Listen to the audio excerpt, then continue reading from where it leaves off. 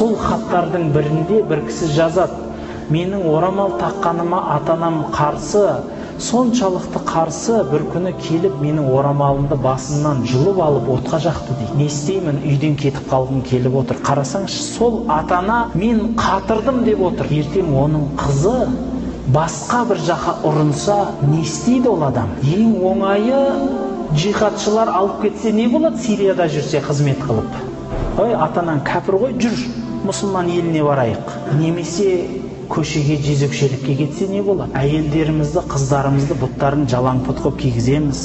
Менің қызым сұлу дейміз, көрінсін дейміз. Ал егер басқа бір еркек қараса, тағы қызғанамыз, неге қарайсың деп. Ай, қарау үшін шешіп қойдың ғой енді. Қарайық та. Қарамайтын болсаң жауып жүретін едің. Дұрыс па? Ол қарамайтын болғаннан кейін жауып жүреді. Көрсін деп шешіп қойдың, енді көрейін енді.